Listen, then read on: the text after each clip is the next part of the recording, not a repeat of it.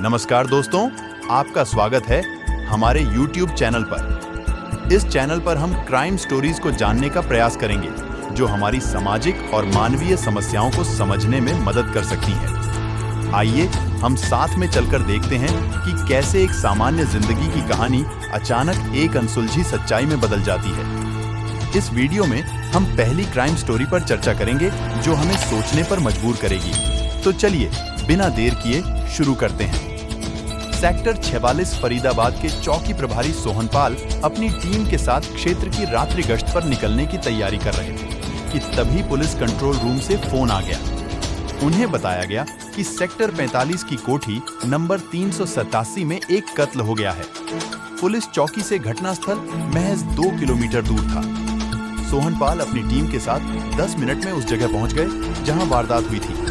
वह posh area था और अक्सर सुनसान रहता था। इस वजह से पड़ोसियों को भी इस घटना का पता नहीं चल पाया था। रात को लगभग 3 बजे पुलिस को आया देख आसपास की कोठियों से लोग बाहर निकल आए। कोठी नंबर 387 में मौजूद एक व्यक्ति ने कोठी का मेन गेट खोल दिया। पता चला वह उसी कोठी में रहने वाला किराएदार राजेश सिंह था। उस समय के चौकी प्रभारी सोहनपाल ने अंदर जाकर देखा तो बेड पर एक लड़की मरी पड़ी थी जिसकी हत्या गला रेत कर की गई थी।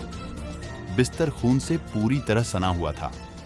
जिस कमरे में हत्या हुई थी उसमें रखी अलमारी और उसका लॉकर खुला हुआ था।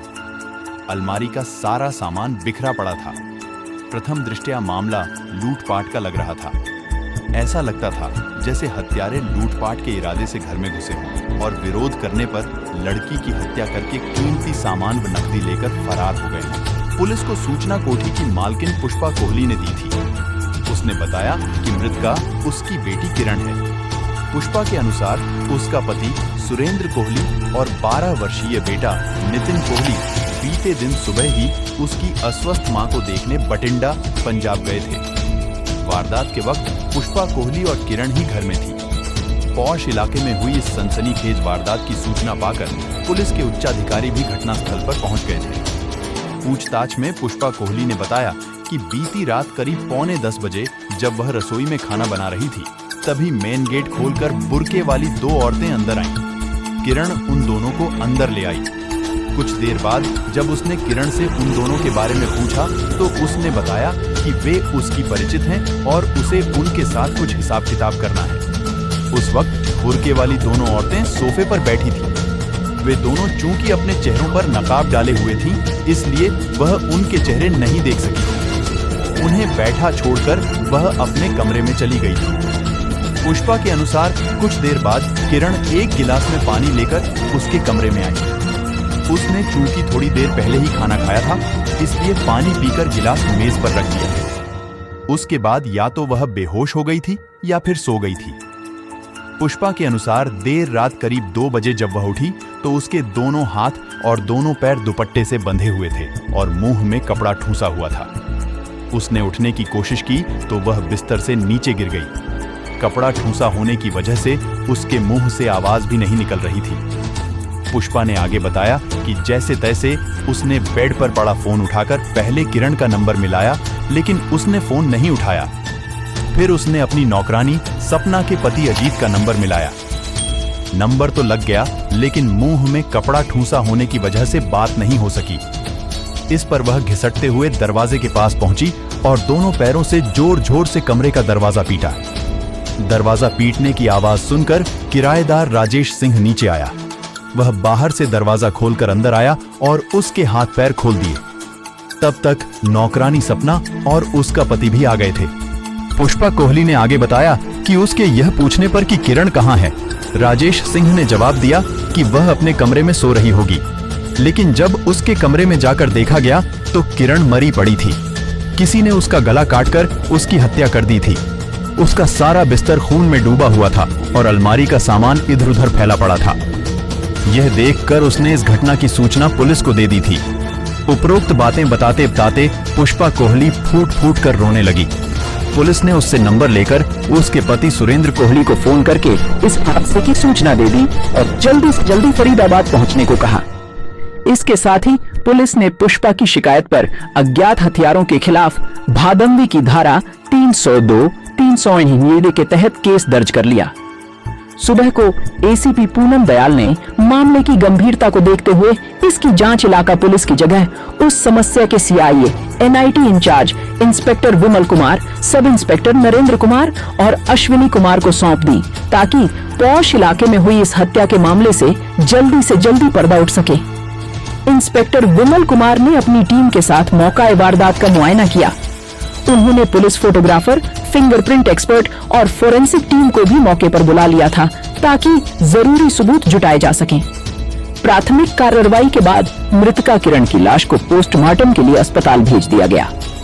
पोस्टमार्टम से पता चला कि उसकी मृत्यु श्वास नली कट जाने के कारण हुई थी। पूछताछ और पुलिस छानबीन में पता चला कि मृतका किरण के पिता सुरेंद्र कोहली काफी समय पहले पंजाब से आकर फरीदाबाद में बस गए थे। उनका फरीदाबाद सेक्टर 28 में बिल्डिंग मटेरियल का कारोबार था। सुरेंद्र कोहली का विवाह 1979 में बठिंडा, पंजाब की पुष्पा कोहली से हुआ था। विवाह के बाद कोहली के घर में किरण का जन्म हुआ, जिसे घर में सब प्यार से गुड़िया कहते थे। किरण के जन्म के 11 साल बाद कोहली परिवार में बेटा जन्मा, जिसका नाम नितिन रखा गया। 12 वर्षीय नितिन कोहली फिलहाल फरीदाबाद के एक नामी स्कूल में कक्षा 7 में पढ़ रहा था। पुष्पा कोहली घरेलू महिला थी और घर पर रहकर घर परिवार व बच्चों की जिम्मेदारी संभालती थी। किरण जवान हो चुकी थी। उस पर चूंकि कभी भी पारिवारिक पाबंदियां नहीं रही थीं, इसलिए वह शुरू से ही फैशन परस्त और आजाद ख्याल लड़की थी। मोबाइल, फिल्में, टीवी और इंटरनेट की दुनिया ने उसे और भी आधुनिक और स्वच्छंद बना दिया था। वह जो करना चाहती थी कर गुजरती थी, बिना इस बात की परवाह किए कि उसके परिवार वालों की नजर में वह अच्छा है या नहीं। इसी सब के चलते किरण ने अपने परिवार की मर्जी के खिलाफ 22 नवंबर 2010 को एक विजातीय युवक रंजीत त्रिपाठी से प्रेम विवाह कर लिया था। रंजीत गांव लकड़पुर जिला फरीदाबाद का रहने वाला था। शादी के बाद किरण घर छोड़कर रंजीत त्रिपाठी के साथ दिल्ली स्थित सरिता विहार के निकटवर्ती इलाके मदनपुर खादिर में किराए के मकान में रहने लगी थी। परिवार से अलग रहकर जब जिंदगी की कड़वी सच्चाइयों से सामना हुआ, तो किरण और रंजीत दोनों ने अलग अलग प्राइवेट फर्मों में नौकरी कर ली। किरण ने जिस फर्म में नौकरी की वह रियल एस्टेट का कारोबार करती थी।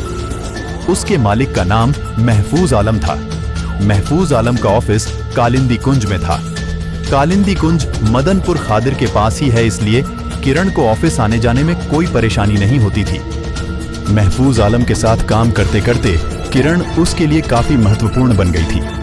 नतीजतन महफूज आलम उसे अच्छी तनख्वाह के अलावा सौदे से मिलने वाली रकम में मोटा कमीशन भी देने लगा। इसी के चलते किरण ने अच्छा खासा बैंक बैलेंस इकट्ठा कर लिया था। दूसरी ओर उसके पति रंजीत को नौकरी से इतना पैसा भी नहीं मिलता था कि घर का खर्च ठीक से चल सके। जब उम्मीद से ज्यादा पैसा मिलने लगता है तो कई कमजोर लोगों के पैर बहकने लगते हैं। किरण के साथ भी ऐसा ही हुआ। आय का स्रोत बढ़ा तो उसने शराब पीकर देर से घर आना शुरू कर दिया। रंजीत ने यह बात किरण की मां पुष्पा कोहली को बताई। मां ने अपने स्तर पर किरण को समझाने का प्रयास भी किया, लेकिन इससे किरण की दिनचर्या और व्यवहार में कोई बदलाव नहीं आया। नतीजतन पति पत्नी के बीच मतभेद बढ़ने शुरू हो गए। इस बात को लेकर रंजीत और किरण के बीच कई बार गर्मागर्म बहस भी हुई। पति से जब ज्यादा मतभेद बढ़ गए तो किरण ने उसके खिलाफ दिल्ली की साकेत कोर्ट में तलाक का मुकदमा डाल दिया। इसके बाद वह 27 जून 2013 को रंजीत का साथ छोड़कर फरीदाबाद में मां के पास आकर रहने लगी। घर लौटकर भी किरण में कोई बदलाव नहीं आया। अब उसने नाइट क्लब में शराब पीकर देर रात घर आना शुरू कर दिया था। जवाब मांगने पर वह गाली गलौज और मारपीट तक पर उतर आती थी। किरण का हाई प्रोफाइल लाइफस्टाइल कोहली परिवार के लिए बदनामी का कारण बन रहा था। एक तो शादी के बाद भी बेटी घर में बैठी थी, दूसरे वह शराब पीकर देर रात घर लौटती थी। मां पुष्पा कोहली इस बात को लेकर तनावग्रस्त रहने लगी थी। उसकी समझ में नहीं आ रहा था कि इस समस्या का कैसे समाधान करे। यह सब चल ही रहा था कि किरण की हत्या हो गई थी। बहरहाल इंस्पेक्टर विमल कुमार ने अपनी टीम के साथ बेहद बारीकी से घटना स्थल का मुआयना किया तो पाया कि पुष्पा कोहली द्वारा लिखाई गई रिपोर्ट और मौका वारदात पर पाए गए सबूतों में काफी झोल है। इसी को ध्यान में रखकर उन्होंने सुरेंद्र कोहली के किराएदार राजेश सिंह, नौकरानी सपना व उसके पति अजीत के अलग अलग बयान दर्ज किए। जब उन बयानों को क्रॉस चेक किया गया तो विमल कुमार को कई बातों पर शक हुआ। मसलन किरण ने पुष्पा को गिलास में पानी दिया था जिसे पीकर वह बेहोश हो गई थी और शायद बाद में सो गई थी। यह बात समझ के बाहर थी कि किरण ने बिना मांगे मां को पानी क्यों दिया और उसने क्यों पिया। इंस्पेक्टर विमल कुमार ने गिलास के बचे पानी को सूंघ कर देखा तो वह सामान्य पानी था और उसमें किसी तरह की कोई गंध नहीं थी। फिर भी उन्होंने उस पानी और गिलास को जांच के लिए प्रयोगशाला भिजवा दिया। दूसरे पुष्पा कोहली से जब दोनों बुर्के वालियों के डील डॉल, शक्ल और आवाज के बारे में सवाल किए गए तो वह कोई संतोषप्रद जवाब नहीं दे सकी। संदेह हुआ तो पुलिस टीम ने पुष्पा कोहली का मोबाइल फोन सर्विलांस पर ले लिया और उसके फोन की पिछले 6 महीने की कॉल डिटेल्स निकलवाई। इस बीच पुष्पा कोहली के पति सुरेंद्र कोहली, बेटा नितिन और कुछ अन्य रिश्तेदार भी आ गए थे। माहौल कुछ ऐसा था कि पुलिस पुष्पा से कड़ाई से पूछताछ भी नहीं कर सकती थी। अगले दिन पोस्टमार्टम के बाद किरण का शव उसके परिवार को सौंप दिया गया। उन लोगों ने उसी दिन उसका अंतिम संस्कार कर दिया। अंत्येष्टि में शामिल होने के लिए किरण की नानी भी आई थी। इंस्पेक्टर विमल कुमार ने नानी से भी पूछताछ की। पता चला कि वह पूरी तरह से स्वस्थ थी, जबकि पुष्पा ने अपनी इसी मां को अस्वस्थ बताकर पति सुरेंद्र कोहली और बेटे नितिन को 250 किलोमीटर दूर बठिंडा भेजा था। पुष्पा से टुकड़ों में हुई पूछताछ में महफूज आलम का नाम कई बार आया था। बुर्के वाली औरतों का जिक्र आने से पुलिस का शक महफूज आलम पर ही गया। पुलिस ने महफूज आलम से पूछताछ की, लेकिन उसने इस मामले में अपनी कोई भी भूमिका होने से इनकार किया। अलबत्ता यह जरूर माना कि किरण उसके यहाँ काम कर चुकी थी और वह उसे मोटा वेतन देता था। महफूज हालांकि किरण की हत्या में अपनी कोई भी भूमिका होने से इनकार कर रहा था। फिर भी हत्या का मामला होने की वजह से पुलिस ने उसे पूछताछ के लिए थाने में ही बिठाए रखा। बाद में उसे छोड़ दिया गया। किरण की हत्या की सूचना पाकर उसका पति रंजीत त्रिपाठी भी फरीदाबाद आ गया था। वह फिलहाल मुंबई में नौकरी कर रहा था। पुलिस ने उससे भी पूछताछ की, लेकिन हत्या में उसकी किसी भी तरह की भूमिका न मिलने पर अगले आदेश तक उसे घर छोड़कर न जाने की कड़ी हिदायत देकर जाने दिया गया। पुष्पा कोहली के मोबाइल फोन की कॉल डिटेल्स पुलिस के पास आ गई थी। उसका गहराई से अध्ययन करने पर पुलिस को उसमें एक ऐसा नंबर मिला जिस पर पुष्पा दिन के समय हफ्ते में 2 से 3 बार फोन करती थी। यह नंबर पंजाब का था। पुष्पा से इस नंबर के बारे में पूछा गया तो उसने बताया कि वह नंबर उसके एक मुंहबोले चाचा का है जो पंजाब में रहता है। उससे वह पारिवारिक बातें करती थी। घटना वाली रात पुष्पा कोहली के मोबाइल पर आने जाने वाली कुल 3 कॉल्स पाई गई थी। पहली कॉल रात 8 और 9 बजे के बीच आई थी, जो कि मिस्ड कॉल थी। इसी नंबर पर पुष्पा कोहली के मोबाइल से 10 बजे के आसपास एक मिस्ड कॉल दी गई थी। तीसरी और आखिरी कॉल पुष्पा कोहली की नौकरानी सपना के मोबाइल से आई थी, जिसे रिसीव किया गया था। पुलिस ने उस नंबर पर जिससे मिस्ड कॉल आई थी और जिस पर पुष्पा ने मिस्ड कॉल दी थी, फोन किया तो वह नंबर लगातार बंद मिला। जब उस नंबर की जांच की गई तो पता चला कि उस नंबर की सिम पंजाब से नकली आईडी और फर्जी पते पर खरीदी गई थी। लेकिन आश्चर्य की बात यह थी कि घटना वाली रात उस नंबर की लोकेशन सेक्टर 45 और उसके आसपास थी। ऐसा लग रहा था जैसे उस नंबर का इस्तेमाल किसी खास मकसद से ही किया गया था। इससे शक की सुई पूरी तरह से पुष्पा कोहली पर आकर ठहर गई। अपने शक को और पुख्ता करने के लिए जब पुलिस ने पुष्पा की नौकरानी सपना से उसके द्वारा की गई फोन कॉल के बारे में पूछा तो इस हत्याकांड की तस्वीर काफी हद तक साफ हो गई। लेकिन कुछ कारणों से पुलिस अब भी पुष्पा कोहली से पुलिसिया तरीके से पूछताछ नहीं कर सकती थी, क्योंकि वह शिकायतकर्ता होने के साथ साथ महिला भी थी। अंततः इंस्पेक्टर विमल कुमार ने अपने उच्च अधिकारियों से विचार विमर्श करके 3 जनवरी 2014 को पुष्पा को हिरासत में ले लिया। जब सपना द्वारा दिए गए बयान को आधार बनाकर उसे घेरा जाने लगा तो पहले तो वह पुलिस को बरगलाती रही, लेकिन अंत में टूट गई। आखिर उसने स्वीकार कर लिया कि उसने ही सुपारी देकर अपनी बेटी किरण की हत्या कराई थी। दरअसल पुष्पा की नौकरानी सपना ने घटना वाली रात कोठी के आगे वैगनार कार खड़ी देखी थी। बाद में उसने पुष्पा को फोन करके पूछा था कि क्या घर में कोई मेहमान आया है। क्योंकि पुष्पा ने सपना की कॉल रिसीव की थी, इसीलिए यही उसके लिए मुसीबत बन गई, क्योंकि यह बात सपना ने पुलिस को बता दी थी। जबकि पुलिस को दिए बयान के अनुसार उस वक्त पुष्पा बेहोश थी। दरअसल पुष्पा की नौकरानी सपना ने घटना वाली रात कोठी के आगे वैगनार कार खड़ी देखी थी। बाद में उसने पुष्पा को फोन करके पूछा था कि क्या घर में कोई मेहमान आया है। चूंकि पुष्पा ने सपना की कॉल रिसीव की थी, इसीलिए यही उसके लिए मुसीबत बन गई, क्योंकि यह बात सपना ने पुलिस को बता दी थी। जबकि पुलिस को दिए बयान के अनुसार उस वक्त पुष्पा बेहोश थी। पुलिस को दिए गए एक वालिया बयान में पुष्पा कोहली ने बताया कि किरण की आदतों और व्यवहार से वह तनावग्रस्त रहने लगी थी। अपनी इस समस्या को हल करने की योजना के तहत उसने अपने गांव के मुंह बोले चाचा हवलदार कुलविंदर सिंह, जो कि जालंधर के कैंट थाने में तैनात था, को हत्या की रात फरीदाबाद बुलाया। कुलविंदर अपने एक अन्य साथी के साथ वैगनार कार से 27 दिसंबर की देर शाम फरीदाबाद पहुंच गया था। वह अपना मोबाइल फोन जालंधर में अपने घर छोड़ आया था, ताकि पुलिस की जांच में उस पर कोई आंच आए तो वह साबित कर सके कि वह हत्या के वक्त जालंधर में था। कुलविंदर पंजाब से फर्जी आईडी पर खरीदी गई नई सिम अपने साथ लाया था। इसी सिम को उसने दूसरे मोबाइल में डालकर पुष्पा कोहली को मिस्ड कॉल देकर अपने फरीदाबाद पहुंचने की सूचना दी थी।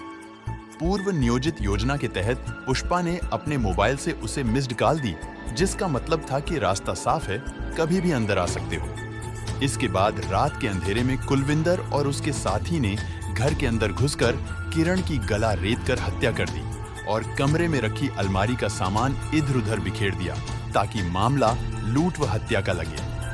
हत्या के वक्त पुष्पा कोहली अपने बेडरूम में चली गई थी और अपने कानों को तकिए से ढक लिया था, ताकि बेटी के चीखने की आवाज उसे सुनाई न दे। इस हत्या की एवज में पुष्पा कोहली ने कुलविंदर को 1 लाख रुपए व सोने के कुछ गहने दिए थे, जिन्हें लेकर वह उसी रात अपने साथी के साथ पंजाब लौट गया था। पुष्पा के बयान के आधार पर पुलिस ने इस मामले में भादंवी की धारा 302, 414 के अलावा 31 भी जोड़ दी। पुष्पा कोहली को विधिवत गिरफ्तार करके फरीदाबाद की अदालत में पेश किया गया, जहां से उसे जेल भेज दिया गया। ऐसे अपराधों का अंजाम नहीं होता है। अपराध कभी छुप नहीं सकता।